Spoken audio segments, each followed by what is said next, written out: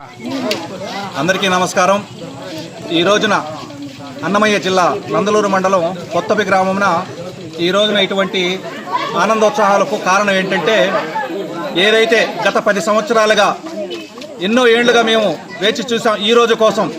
ఎందుకంటే ఈ రోజున జనసేన అధినేత శ్రీ కొణిదెల పవన్ కళ్యాణ్ గారు ఈ రాష్ట్ర ఉప ముఖ్యమంత్రిగా ఈ రోజున బాధ్యతలు చేపట్టిన రోజు.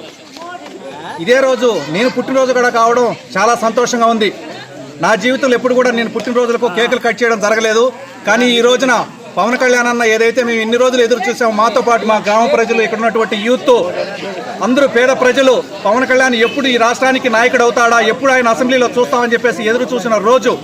అందువలన ఈ రోజున మొట్టమొదటిసారిగా నా పుట్టినరోజు కూడా నేను కేక్ కట్ చేయడం, ఇక్కడ మా గ్రామ ప్రజలు కులమతాలకు అతీతంగా అందరూ కూడా, మహిళలు, పురుషులు, పిల్లలు, చిన్నలు అందరూ కూడా పాల్గొనడం చాలా సంతోషంగా ఉంది.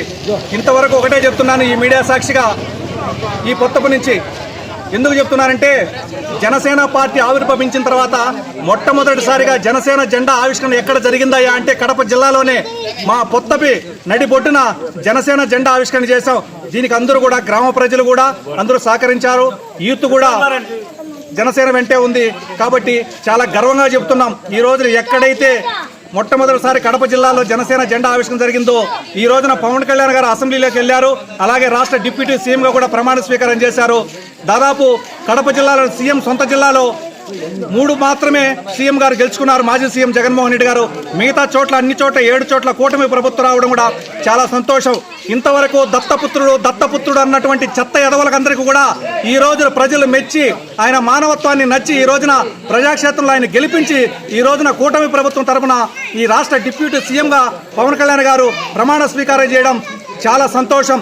ఎందుకంటే పర్వతం అంతా అతనికి పేరు ప్రతిష్టలు ఉన్నా కూడా తన అన్న మీద ఉన్నటువంటి మమకారం, అన్న మీద ఉన్నటువంటి ప్రేమ తన పాదాలకు వంచి, శిరస్సు వంచి ఈ రోజున ప్రజాక్షేత్రంలో డిప్యూటీ సీఎంగా నిలబడడం చాలా సంతోషం. కాబట్టి ఒకటే చెప్తున్నాం, గెలుపోవటములు సహజం. ఈరోజు మనం ఏదో గెలిచామని చెప్పేసి ఎదుటి వాళ్ళని ఇబ్బంది పెట్టాలనో, లేకపోతే మన స్వార్థం కోసం మనం దోచుకోవాలనేది కాకుండా, ఇవి చూసాం 5 ఏళ్లలో ఈ ప్రభుత్వం ప్రజలకు ఉచిత పథకాలని పేరు పెట్టి, తర్వాత వెనకల నుంచి మనకు కరెంటు బిల్లుల రూపంలో కావచ్చు, బస్ ఛార్జీలు కావచ్చు, నిత్య సరుకులు కావచ్చు, ఇసుకలు కావచ్చు, చీపు లెక్కర్లు కావచ్చు, పేదవాడు తాగే మద్యాన్ని, నాసిరక మందు ఎంతో మంది ప్రాణాల పొట్టను పెట్టుకున్నటువంటి సంఘటన కూడా మనం చూసాం. కాబట్టి రేట్లు భయంకరంగా పెంచారు. ఇదే ముఖ్యమంత్రి గారు నేను ఎన్నికలకు వచ్చేటప్పటికి 2024 ఎన్నికలకు వచ్చేటప్పటికి పూర్తి మద్య నిషేధం చేసి నేను ఎన్నికలకు వస్తా అన్నాడు. కానీ మాట నిలబెట్టుకోలేకపోయారు. ఎందుకంటే ఈ ప్రభుత్వానికి ఉన్నది ఆదాయం ఇసుక, ఈ చీప్ లిక్కర్, పేదవాడి రక్తంతోనే ఇన్నేళ్ళు ఈ ప్రభుత్వాన్ని నడిపారు.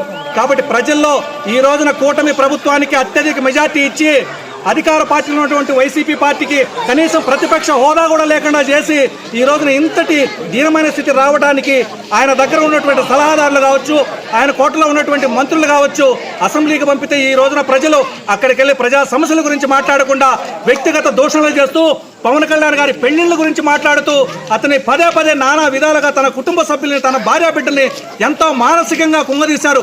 ఎందుకంటే ఎలాగైనా సరే పవన్ కళ్యాణ్ రాజకీయాల్లో ఉండకూడదు, ఇతన్ని ఎలాగైనా వ్యక్తిగతంగా టార్గెట్ చేసి బయటికి పంపాలనుకున్నారు. నేను ఇప్పుడే కాదు, 2014లో జనసేన పార్టీ ఆవిర్భవించినప్పుడే చెప్పాను. అందరూ అన్నారు, అన్న చిరంజీవి లాగే తమ్ముడు జనసేన పార్టీని కూడా కొద్ది రోజుల్లో విలీనం చేస్తా అంటే, రాబోయే రోజుల్లో పవన్ కళ్యాణ్ జనసేన పార్టీ విలీనం అంటూ జరిగితే నా తల నరుకోవడానికైనా సిద్ధమే. మరి మీ వైసీపీ పార్టీ నుంచి ఎవరైనా రెడీగా ఉన్నారని చెప్పేసి కూడా నేను 2014లోనే ప్రత్యర్థులకు ఛాలెంజ్ చేశాను. కాబట్టి ఈ రోజున 10 ఏళ్లు ఓడిపోయినా కూడా, గెలిచిన ఒక్క ఎమ్మెల్యే వేరే వైసీపీ పార్టీకి వెళ్ళిపోయినా కూడా భయపడకుండా, ఎక్కడ కూడా తన ధైర్యాన్ని కోల్పోకుండా, ఎన్ని అవమానాలు, ఎన్ని ఆటంకులు, ప్రతి క్షణం ప్రతిరోజు నరకం చూపించారు మా జనసేన అధినేత పవన్ కళ్యాణ్ గారికి. కాబట్టి అంటుంది, రోజా ఆడకూతురని కూడా మర్చిపోయి గాడిదతో పోలుస్తూ, గాడిదకు ఉన్నటువంటి 55 ఏళ్లు నీకున్నాయి, ఇంకో 45 ఏళ్ళు నువ్వు అసెంబ్లీ గేటు తాగలేవన్నావు. నేను అడుగుతున్నాను రోజా గారిని, ఏమా రోజా గారు, మీకు ఎన్నేళ్ళు వయసమ్మా? మేము మాట్లాడకూడదు, ఎందుకంటే మాకు సంస్కారం ఉంది, మా నాయకుడు సంస్కారం నేర్పాడు, మా తల్లిదండ్రులు సంస్కారం నేర్పారు. మేము దిగజారి మాట్లాడాలనుకుంటే మీకంటే చాలా భయంకరమైన బూతులు మాట్లాడగలుగుతాం. ఎందుకంటే మేము పుట్టింది కూడా కడపలోనే, రాయలసీమలోనే. కాబట్టి ఈ రోజున మీరు అంటున్నారే మేము దాడులు చేస్తున్నారు మా పైన, వాళ్ళ కోసం నేను సంఘీభావం నిలపడానికి వెళ్తానంటున్నారు ఈ మాజీ సీఎం గారు. ఏమయ్యా, 15 ఏళ్ళ అమర్నాథ్ని వాళ్ళ చెల్లిని అక్కని ఏడిపిస్తున్నారంటే పెట్రోల్ కోసం రగలబెట్టిన కుటుంబానికి పోయిన పరామర్శ చేస్తావా? నీ ఎమ్మెల్సీ తన దగ్గర పనిచేస్తున్నటువంటి డ్రైవర్ని చంపేసి డోర్ డెలివరీ చేస్తే మరి వాళ్ళ కుటుంబాల దగ్గరికి వెళ్ళి పరామర్శ చేసేవా?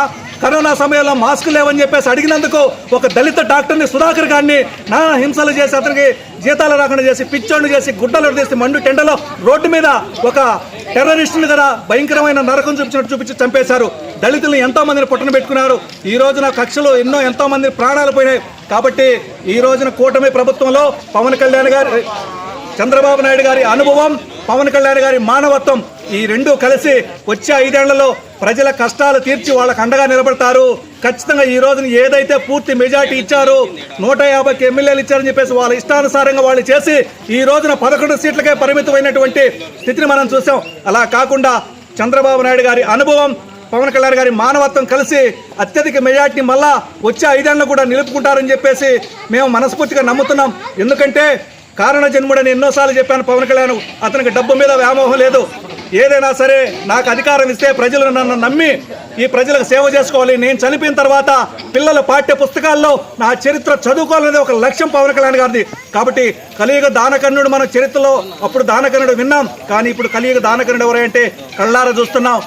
లక్షలు కాదు కోట్ల రూపాయలు ఎన్నో విరాళాలు ఇచ్చారు. సైనికులు కావచ్చు, ఆత్మహత్యలు చేస్తున్నటువంటి రైతులు కావచ్చు, అలాగే పేద విద్యార్థులు కావచ్చు, చనిపోయినటువంటి నిరుపేద కుటుంబాలు కావచ్చు, ఆయన దృష్టికి పోయిన వాళ్ళందరూ కూడా ఆయన సాయం చేశారు.